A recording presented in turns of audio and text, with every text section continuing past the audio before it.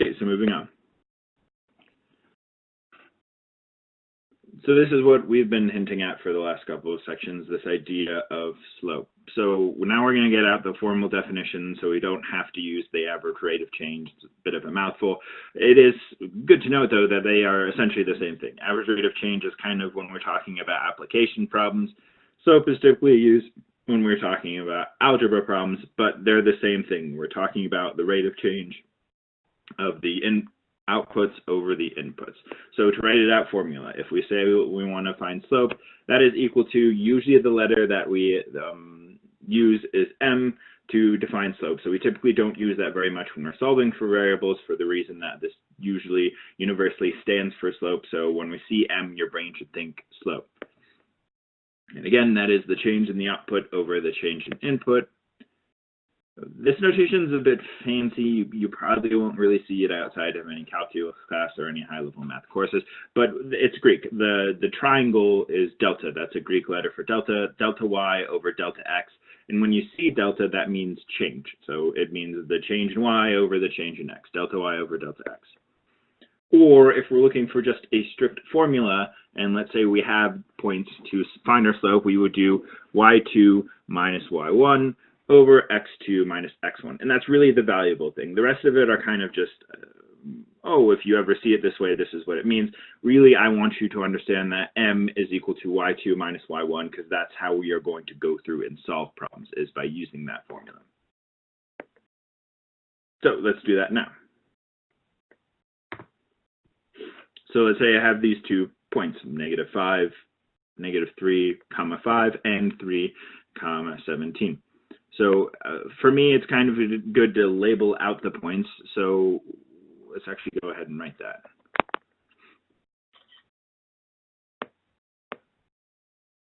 So once you get more comfortable, you could probably go straight to the actual formula. But until you get to that point, I always find it helpful to kind of label what we're looking at. So if I have my point -3, 5, well, that -3 is my x1.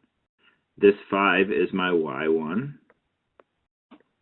This 3 is my x1, or x2, and this 17 is my y2. And if I have those labeled like that, it makes it a lot simpler to, instead of say, okay, where did that go? Where does my 5 go? Where does my 3 go? It's easy to keep everything straight and say, oh, okay, well, my y2 is 17, that goes top left. My y1 is 5, that goes top right.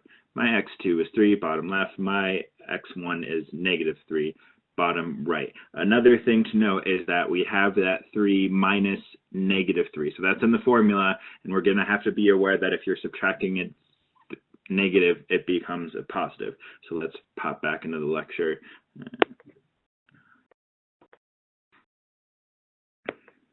So now we just kind of do some algebra behind it.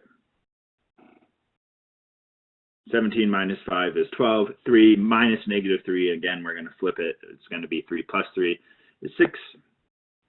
12 divided by 6, if we reduce the fraction, is 2 over 1, or 2. So usually we kind of skip that middle step of saying, oh, 12 over 6 is 2 over 1.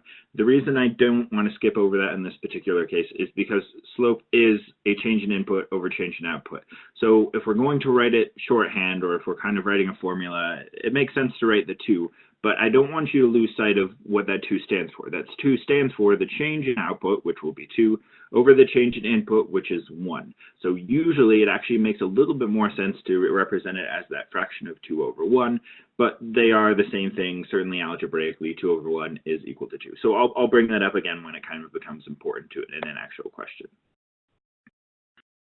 Okay. So moving on, we're going to use this idea of slope to actually draw lines. So we have a line, we want it to go through 0, 3, and we want that line to have a slope of 1/2.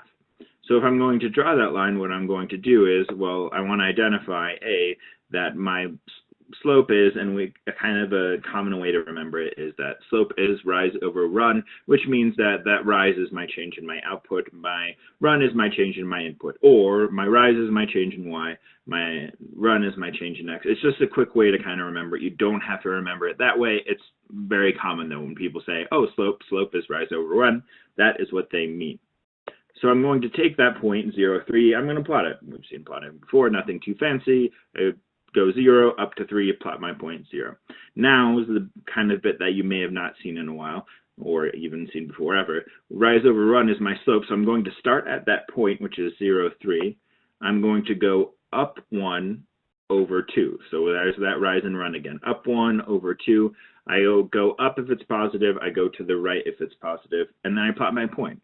And then I'm going to do it again. I'm going to plot another point, up 1 over 3. Sorry, up 1 over 2. Those are my points. That's all I need to have. We talked about in a previous section that you only need 3 points to draw your line, and voila, there is my line that is through 0, 3 and has a slope of up 1 over 2. Let's see another example of this. Draw a line through -1, -2, and a slope with a slope of -3. So going back to kind of that a little bit of, I don't know if rant's the right term, but when I was talking about the importance of calling that 2 over 1. Here I have a slope of -3. That doesn't really translate to this idea of rise over run. So what I'm going to do is I'm going to say, oh, -3, if I want to make that a fraction, I put that over 1. And now that I have it over 1, I say, okay, there's my rise over my run. And now I should be able to plot it with a rise of -3 and a run of 1.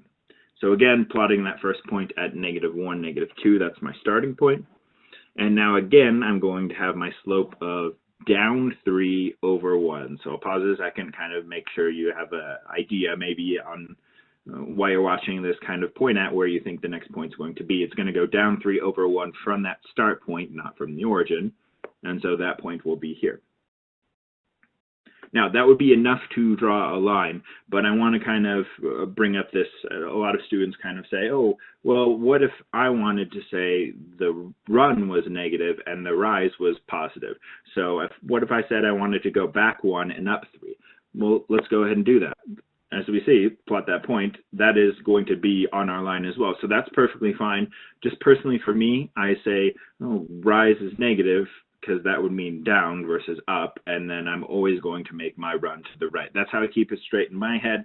That doesn't mean it's absolutely right and your way is wrong, but that's what I do. So if you're following with a lecture, that might be how I would say it, but if you want to follow and say, oh, I want negatives to go back 1 and up 3, they're correct. You're still going to form the same line as me when all is said and done. So again, 3 points as I recommend, and then we can draw a line through those 3 points.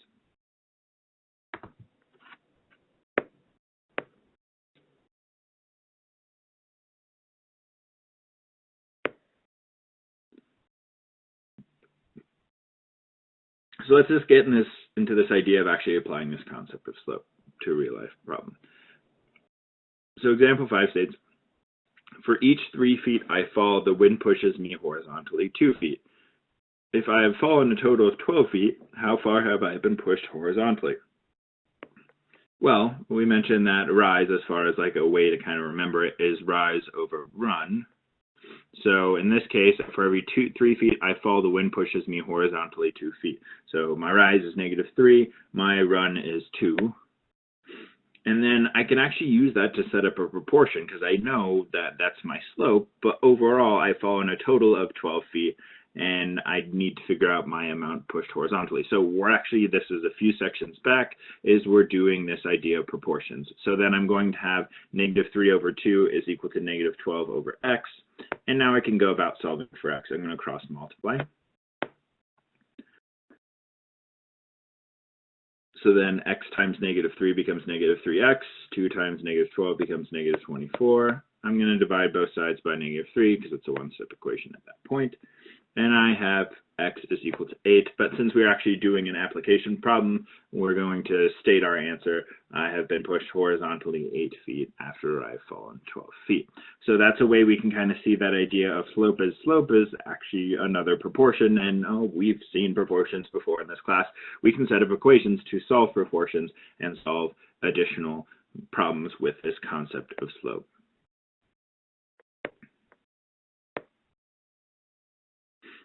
So let's see another application of this. A man is bungee jumping from a tower that is 20 feet tall. He ends up falling from a tower at a rate of 2.5 feet every second.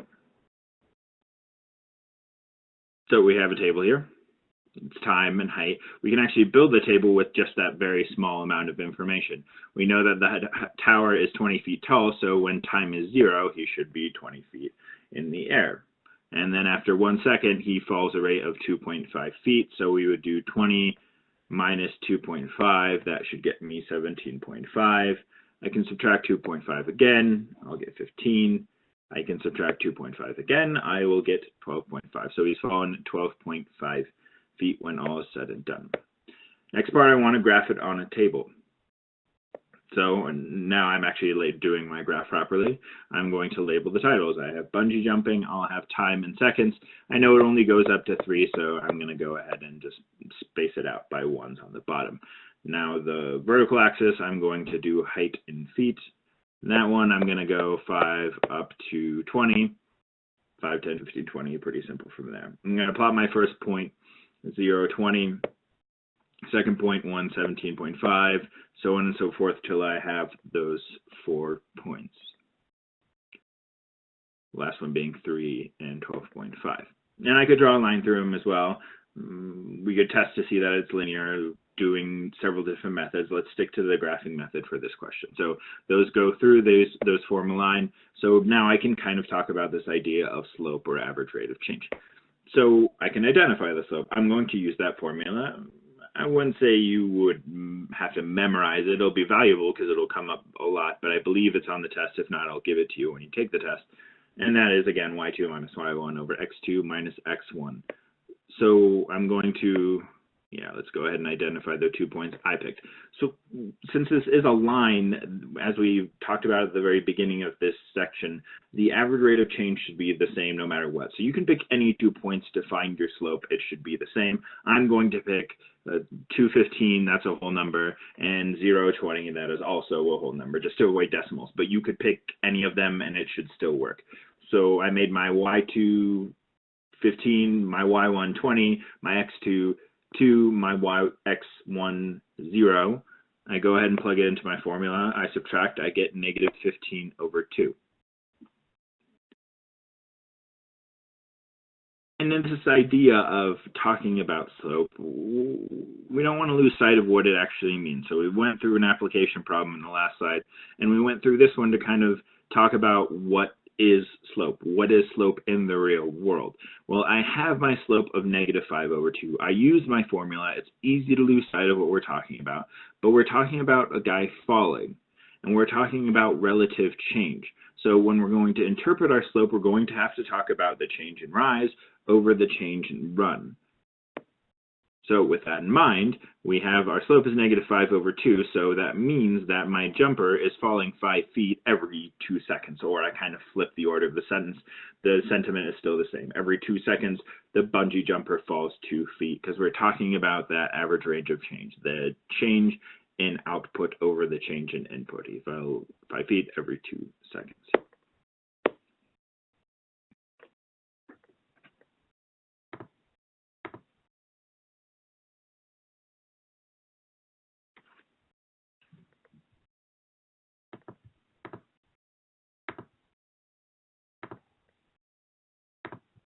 If you've printed out the worksheet ahead of time, you're kind of following along and you've gotten a few slides in at this point, you might be thinking, oh, usually by slide 3 or by slide 4, we've had a problem. You haven't had a problem yet on the worksheet because a lot of it is we're building into concepts that will actually cover what we've talked about. So I'm not going to make you find slope and then later on we're going to find slope and then do something with it. So we're going to apply it all together. But this is the first part that's kind of a standalone individual thing. We're going to talk about horizontal and vertical intercepts, so I believe that's going to be the first 3 on the worksheet. So you might want to go ahead and print it out or pull it out if you don't have that already. So horizontal intercept, by definition, is the point where the graph touches or crosses the horizontal and typically x-axis. So I kind of did back and forth there because if we're talking about applications problems, we don't know it's necessarily x. So it is a horizontal intercept. But if it's a mathematical problem, it's the x-axis. Same thing with that vertical. Vertical is the y-intercept if we're doing just a strictly math problem, but if we're doing an application problem, it's the point where the graph touches or crosses the vertical axis. So example 7 has us just very basically talking about what that would look like on this graph. So in this graph, we have a line that's going through both axes, the vertical and horizontal axis. So by definition, the horizontal, easily enough, is that point in the bottom right where it's crossing the axis. So counting over 1, 2, 3, 4, 5, 6, 7, that point is 7, 0. And then same idea when we're doing the vertical intercept, that circle as a red circle on the top left of the graph, that is 1, 2, 3, 4, 5 up, so 0, 5. So that's the very basics of what a horizontal and vertical intercept is. So now let's look at what that actually is in a question, what we could see what that would look like, because that'd be a little bit silly to be on the test because you would just point and you'd be done. It is valuable to know what you're talking about, but there isn't a whole lot of math behind it. Where these questions, we can find our slope and our intercepts from an equation. So we have an equation right here, 6x plus 4y is equal to 12. Well, let's start by finding our intercepts. So the way to do it is, you may have noticed in the previous section that when you're finding the horizontal intercept, the y is always going to be 0. So to find that in this question, we say y is equal to 0, solve for x. So I plug in 0 for y, I solve for x. Well, 6x equals 12, divide both sides by 6. I'll get x is equal to 2, eventually. There we go. Now, that's not the answer. That is what you did in algebra, and yes, you solve for x, but that's not a point. An intercept is a point. So in order for you to get full credit on this question when it shows up on the test, if it shows up on the test, is by writing it as a point, 2, 0, because we said y is equal to 0. So that's our horizontal intercept. Similarly, vertical intercept is, in this case, we're setting x equal to 0 and solving for y. So 6 times 0 is 0, that goes away, leaving me with 4y is equal to 12. Divide both sides by 4, I get y is equal to 3. Again, that's not a point. That is what y is, but that is not a point. A point would be 0, 3. That's my vertical intercept. Now, slope, well, we have 2 points there. My first point is 2, 0. My second point is 0, 3. So if I do rise over run, I would have 3 minus 0 over 0 minus 2. Again, that's that formula that we've seen before. I subtract the 2, I'm left with 3 is equal to negative 2. And that's really the first question that we see on that worksheet, is this idea of A and 6, 7, and 8. I want you to find, not 6, 7, and 8, sorry, 1, 2, 3. I want you to find your intercepts. And then the very next question, question 4, has you doing all of the above. It has you finding the intercepts and then finding the slope. So this is really the first part of the worksheet that you're actually going to be working on. Onwards. Let's see an application problem of this concept of horizontal lines. So we haven't seen what this looks like. And this builds on this idea of intercepts. So here's an application, this idea. No matter how many texts you send in class, your monthly bill is still $50. Horizontal line. So let's say we're given a table like this. We're going to fill it out. First part says our input 0. Second part says our text is 2. Third is 3. And then our last one says that we have 500 texts, as probably is maybe like a conservative estimate for some people. But we know that since we have this probably like unlimited plan of text, it really makes no difference as far as a cost financially goes of how many texts you actually send. So if you send 0 texts that month, maybe you're off camping or something, you are still paying $50. If you send 2, $50. If you send 3, $50. If you're sending 500, you would still be spending $50 because it is unlimited. So let's see what this looks like in a graph. Again, I'm not going to go over graphing again and again and again. Hopefully we've seen it enough to kind of get past this initial setup. I just kind of want to pull something important from the graph. Okay. So I have my titles. My vertical axis is cost. My horizontal axis is text. I have them labeled. I have 0, 2, and 3. And then all the way over is 30. And notice how they're all going to cost me $50. So I have a line, and yes, I could extend the line all the way over And to that last dot, that would kind of become an issue because I want to be able to talk about this question. But the important thing is to note here is that it doesn't matter the amount of text. I'm going to have that line. It's going to be a horizontal line going on forever and ever. So there's that arrow as well. Okay, let's find the slope of the line.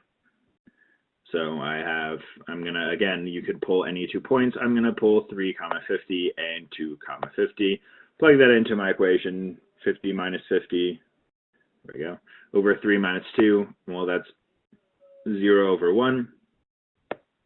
0 over 1 is indeed 0. Okay, determine the intercepts of the graph. Well, just by looking at this one, I don't have to really do any algebra, which is nice. I see that on that top left, I have that red circle that I circled. That point is 0, 50, so that is my vertical intercept. Now, the next question is, well, what's my horizontal intercept? Well, if we look at this graph, we see that arrow, it's flat. It's never going to touch the horizontal axis. So there's actually none. It seems kind of weird for just being introduced this idea. Usually we have to, and usually that's correct, but that is not correct here. With a horizontal line, we have this idea that there is no horizontal intersect. And these are And these are concepts that are kind of important. I won't make you go through every time and say, okay, you have a horizontal line, now make a table, now find the slope. I just want you to understand where it comes from, the fact that anytime we have a horizontal line or a constant line, our slope is 0. We will have a vertical intercept, but we will have no horizontal intercept. So again, we're going to see this with vertical lines. Let's kind of discover these properties again. So in this case, your mother gives you an allowance of $40 per week. You use the money throughout the week to buy lunch. Regardless of what you spend, you will continue to be given an input of $40. So we have a table here. We could kind of fill it out piece by piece, but our allowance is going to be $40 no matter what. So if you spent $25 on lunch, you would get $40. If you had a light lunch and you brought a light week and you brought a lot of lunches into school, maybe you spend $20. Regardless of how much you spend, you are still getting that $40 a week. So to draw that in a graph, horizontal axis is our allowance. Vertical axis will be our lunch expenses. We're going to name the graph lunch money. And very quickly again, let's plot our points. First point is 40-25, second point is 40-20, third point is 40-30, and then my last point is 40-15. I guess as far as that breakdown, that last point was 40-30. But the important thing is that actually forms a line again, and in this case it is a vertical line. So let's talk about these properties. Let's find the slope of a line. So as we've talked about before, it doesn't really matter the 2 points you pick. I'm going to pick the first 2 points and find the slope. So output is 20 minus 25. Input is 40 minus 40. So I get -5 over 0, which is undefined. So that's something from test 1 ways back. Anytime you divide by 0, it's undefined. And that's true of actually any vertical line. So that's property number 1 we want to talk about with vertical lines is no matter what happens, you're always going to have an undefined slope because you are changing your outputs. Your input is a change of 0. Now, intercepts. Well, we have that intercept on the bottom. Horizontal is 40, 0, makes sense. Now, this is a vertical line, so it's never going to intersect the vertical axis. So in this case, we have none. So those are the properties. We will have, if it's a vertical line, the slope is undefined. Our horizontal intercept is findable. Our vertical intercept will not exist. We will not have a vertical intercept. Now, let's say that we're given a point 3, -2. We want to find 2 more points on that line. Well, I would plot that line. It's a vertical line, so I'm going to go ahead and draw a vertical line through that point. And then, easily enough, I'm just going to pick 2 more points on that line. You might not get these exact answers, but because there's a ton of different answers. But the important thing is that x is going to always be 3. So that's our equation. X is 3 feels weird, but that's our equation. X is 3. And then I'm just picked this point 3, 0. And let's see, let's pick this other point. I believe that's up 5, so 3, 5. The important thing is that x is always going to be 3. So the equation is x equals 3. The 2 additional points are 3, 0 and 3, 5. Now, we want to find a horizontal line through the point 3, -2. So again, we're plotting that point 3, -2. We're drawing a line that's horizontal that goes through that point. Now if I want to find 2 more points on that line, but the equation in this case is y is equal to -2. So if it's a horizontal line, we're going to have y is equal to something. If it's a vertical line, we're going to have x is equal to something for the equation.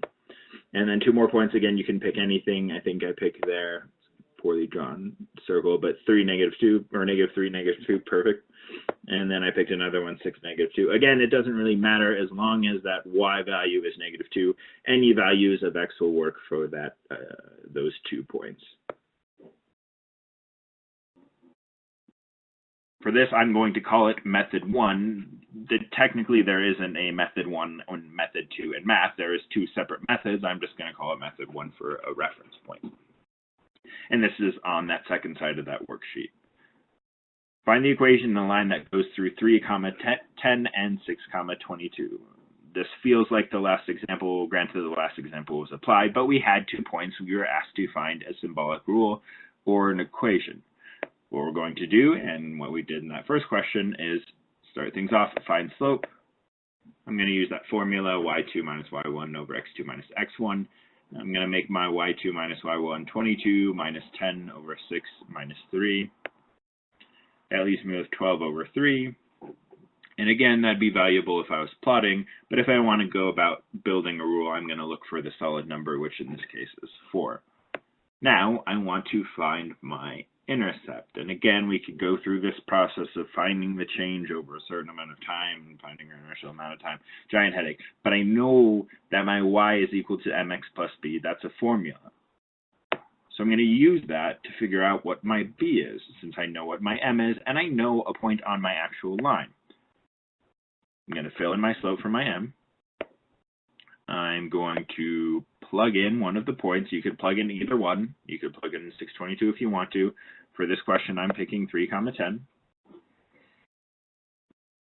And then I'm going to plug it into the equation. I plug in 3 for my x, I plug in 10 for my y, and now the only thing that I have left is b, so I just do some basic algebra to solve for b. 4 times 3 is 12. Subtract 12 from both sides. And I get b is equal to -2.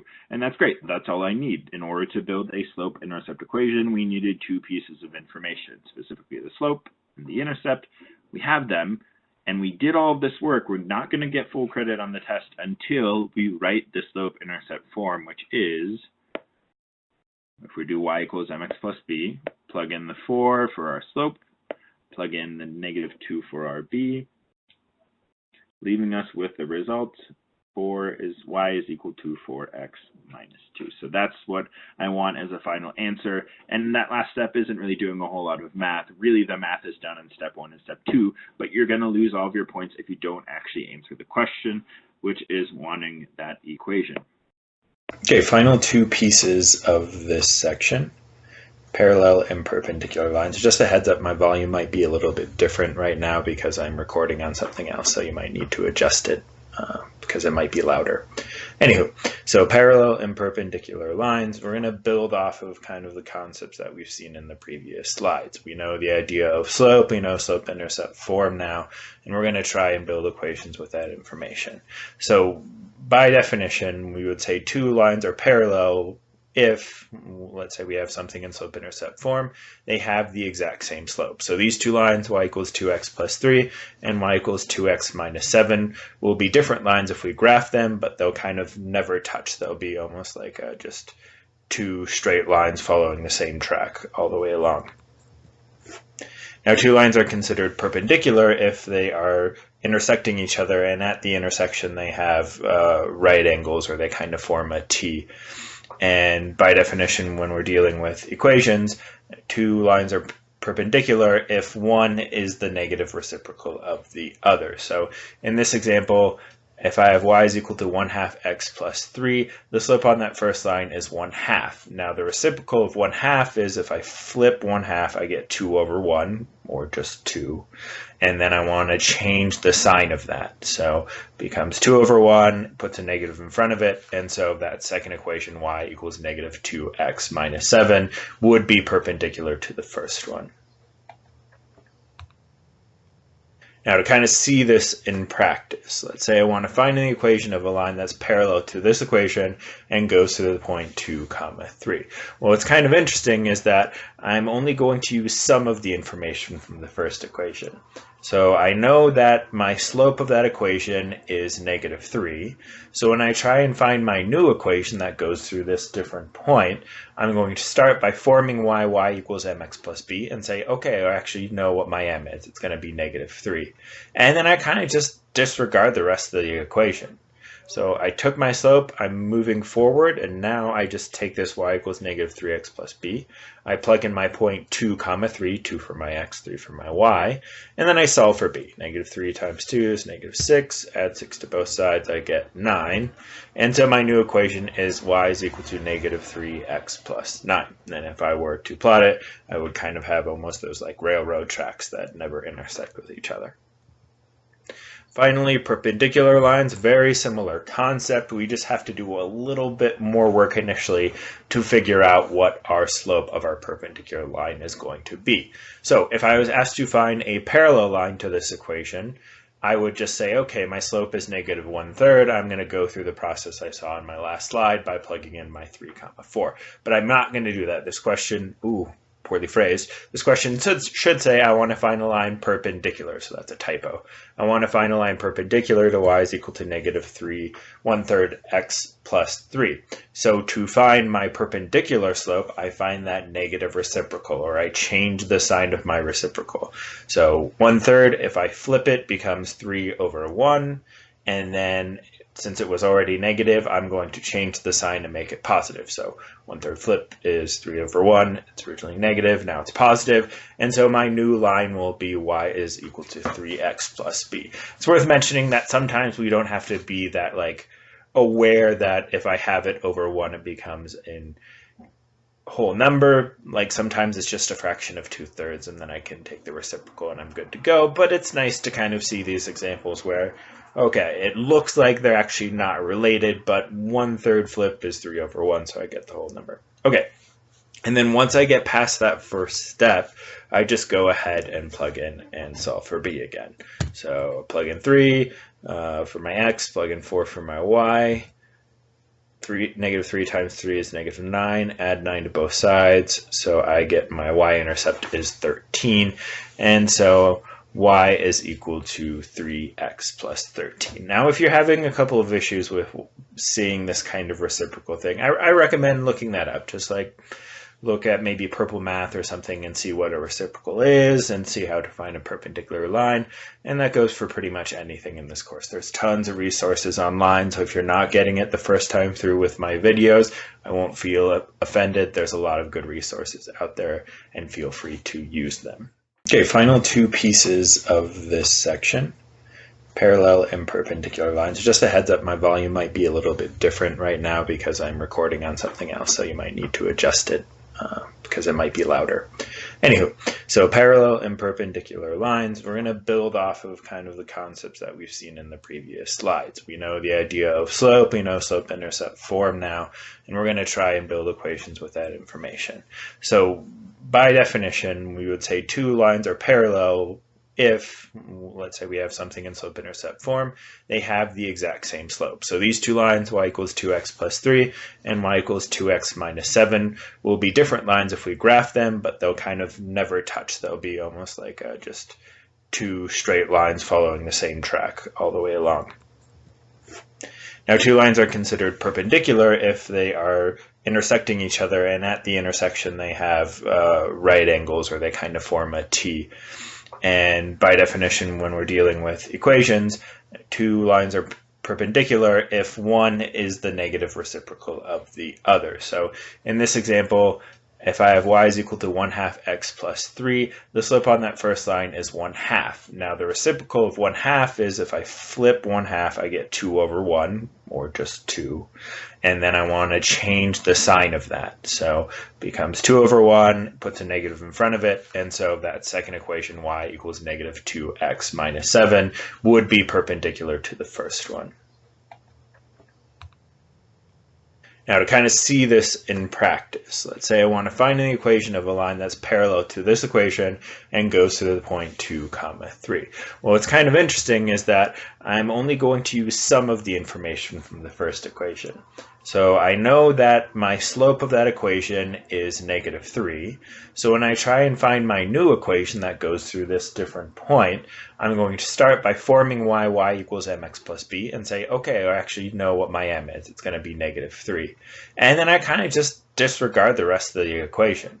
So I took my slope, I'm moving forward, and now I just take this y equals -3x plus b.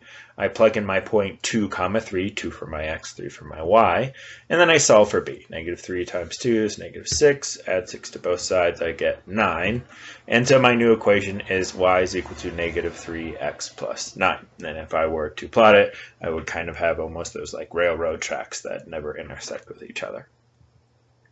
Finally, perpendicular lines, very similar concept. We just have to do a little bit more work initially to figure out what our slope of our perpendicular line is going to be. So if I was asked to find a parallel line to this equation, I would just say, okay, my slope is -1/3. I'm going to go through the process I saw in my last slide by plugging in my 3, 4. But I'm not going to do that. This question, poorly phrased. This question should say I want to find a line perpendicular, so that's a typo. I want to find a line perpendicular to y is equal to -3/1/3 x plus 3. So to find my perpendicular slope, I find that negative reciprocal, or I change the sign of my reciprocal. So 1/3, if I flip it, becomes 3/1, and then since it was already negative, I'm going to change the sign to make it positive. So 1/3 flip is 3/1. It's originally negative, now it's positive. And so my new line will be y is equal to 3x plus b. It's worth mentioning that sometimes we don't have to be that like aware that if I have it over 1, it becomes in whole number. Like sometimes it's just a fraction of 2/3, and then I can take the reciprocal and I'm good to go. But it's nice to kind of see these examples where, okay, it looks like they're actually not related, but 1/3 flip is 3/1, so I get the whole number. Okay, and then once I get past that first step, I just go ahead and plug in and solve for b again. So plug in 3 for my x, plug in 4 for my y. -3 times 3 is -9, add 9 to both sides, so I get my y-intercept is 13, and so y is equal to 3x plus 13. Now, if you're having a couple of issues with seeing this kind of reciprocal thing, I recommend looking that up. Just like look at maybe Purple Math or something and see what a reciprocal is and see how to find a perpendicular line. And that goes for pretty much anything in this course. There's tons of resources online, so if you're not getting it the first time through with my videos, I won't feel offended. There's a lot of good resources out there, and feel free to use them.